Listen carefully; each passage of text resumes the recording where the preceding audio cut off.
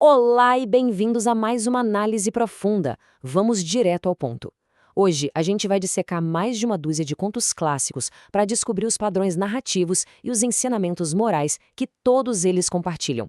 É fascinante observar como a humanidade tem usado histórias fantásticas para passar sabedoria de geração em geração. E a nossa exploração de hoje vai revelar exatamente como isso funciona na prática. Para organizar essa nossa jornada, vamos passar por 5 temas principais: o poder das histórias, o preço da desobediência, esforço, bondade e recompensa, magia, resiliência e transformação e, por fim, lições que transformam vidas. Agrupar contos tão diversos assim revela uma estrutura que é incrivelmente lógica. Começando então pela nossa primeira parte, o poder das histórias. O que é realmente fascinante nos contos clássicos é essa metanarrativa, sabe? A própria arte de contar histórias funcionando como o maior catalisador para a mudança. Pensem no caso de Sherazade. Ela lidava com um sultão que tinha o coração completamente congelado e que, depois de uma decepção amorosa, decidiu que nunca mais ia confiar em ninguém. E o que ela fez? Por 1001 noites, usando exclusivamente o poder das palavras, ela deixava um mistério no ar a cada amanhecer para derreter o coração desse governante. Com isso, ela não só salvou a própria pele, mas literalmente transformou o líder de todo um reino. Incrível, né? E trazendo isso para um contexto mais moderno, a gente tem a Revolta dos Livrinhos. Nessa história, os livros esquecidos na biblioteca da escola Recriar fazem um protesto de verdade. O dicionário, a gramática, os livros de história e geografia, todos clamam por atenção. Isso constrói aquele argumento de que as histórias e o conhecimento são praticamente entidades vivas. Eles exigem ser lidos e compartilhados justamente por quem poderam e constroem o caráter de quem interage com eles. Avançando para o nosso segundo ponto, o preço da desobediência. Antigamente, o folclore dependia muito dos temas de advertência para impor regras de segurança. E olha, as consequências para quem ignorava esses avisos eram bem pesadas. A Caixinhas Dourados, por exemplo, invadiu uma casa, testou e quebrou os móveis e acabou tendo que fugir apavorada ao ser descoberta pela família Urso. A Chapeuzinho Vermelho desobedeceu aquela regra de ouro de não falar com estranhos e colocou a si mesma e a avó na barriga do lobo. Já o Cassim, cego pela ganância lá na caverna de Alibabá, esqueceu as palavras mágicas e enfrentou um castigo fatal na mão dos ladrões. E até a bruxa de João e Maria, movida pela pura gula, acabou sendo superada na inteligência e empurrada para o próprio forno. O recado aqui é super claro: quebrar as regras custa muito caro. Isso nos leva exatamente à definição do que chamamos de conto de advertência. Basicamente, é uma narrativa criada para alertar sobre perigos e comportamentos nocivos. A gente vê isso claramente na História Vermelha de Vergonha, onde o ato de furtar umas moedas gera um peso e um sentimento sufocante de culpa. Ou, num tom um pouco mais tragicômico, tem a história da Dona Baratinha, onde o noivo ratinho não consegue controlar a gula, larga a noiva no altar para espiar o caldeirão e, adivinha, cai direto na feijoada do casamento. Certo, nosso terceiro tema é esforço, bondade e recompensa. Quando a gente explora os arquétipos mais positivos, a diferença de destino, como no conto das duas irmãs, é brutal. A menina trabalhadora limpa a árvore, conserta o forno, lava o cordeiro com a maior alegria e volta para casa com um quarto cheio de ouro e pérolas. Do outro lado, a menina preguiçosa se recusa a sujar as mãos por pura vaidade.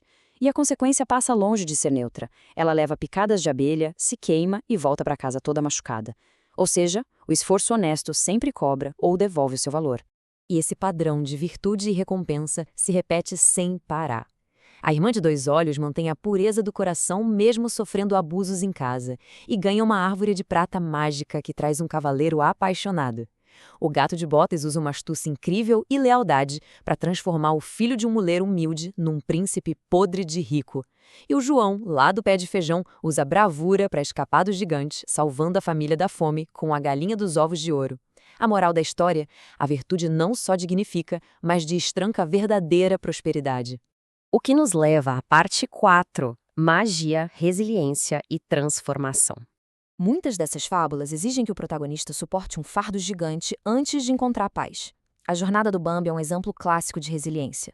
A vida dele começa numa primavera linda, como o príncipe da floresta, mas logo desce para aquele trauma brutal no inverno, com a perda da mãe para os caçadores. Só que a história não estaciona na tragédia. A primavera seguinte traz o amadurecimento, amor e sobrevivência, culminando na fase adulta onde ele sobrevive a um incêndio na floresta e se consolida como um grande e sábio líder. O trauma forjou a verdadeira capacidade de liderança dele.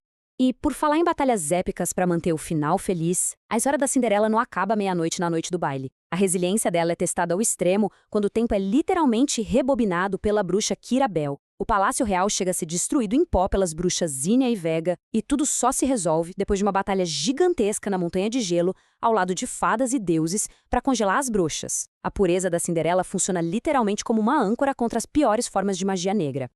Outra demonstração absurda de resiliência acompanha os passos de Sinbad, o marujo. Ele não só sobrevive a um naufrágio e foge da Ilha do Pássaro Gigante, como se amarra numa águia para conseguir sair do Vale dos Diamantes, que era lotado de cobras mortais. E não para por aí. Ele ainda precisa usar pura perspicácia tática para cegar um monstro de um olho só e despistar as piratas. Essa força de vontade de voltar para Bagdá mostra o verdadeiro espírito de superação contra probabilidades quase impossíveis. Mas olha, a transformação também precisa acontecer no lado emocional. O príncipe fera foi punido fisicamente, virando um monstro assustador justamente por causa do seu coração, cruel, egoísta e vaidoso. E a salvação não veio de nenhuma magia de combate, veio da resiliência do amor. A Bela conseguiu enxergar a alma dele em transformação, muito além daquela aparência monstruosa. A verdadeira resiliência emocional mudou completamente as estruturas do encantamento. Chegando à nossa quinta e última parte, lições que transformam vidas. Agora é hora de juntar todas essas peças e entender o que realmente importa, o DNA moral de todo esse material. Se a gente avaliar os dados e as lições principais, 30% do peso dessas narrativas está ancorado na coragem e resiliência diante da adversidade. Logo atrás, com 25%, temos a bondade e pureza como motores de recompensas justas. 20% focam naquelas consequências implacáveis de desobedecer ou agir com ganância, seguidas por 15% dedicados à inteligência e astúcia. E fechando a conta, com 10%, temos a poderosa e transformadora magia das palavras. Basicamente, esses são os alicerces que formam o caráter no folclore mundial. Para amarrar essa nossa análise de hoje, fica uma reflexão essencial para todos nós. Quais dessas virtudes atemporais a gente vai levar para fora da Floresta Encantada e aplicar de fato à nossa realidade hoje em dia?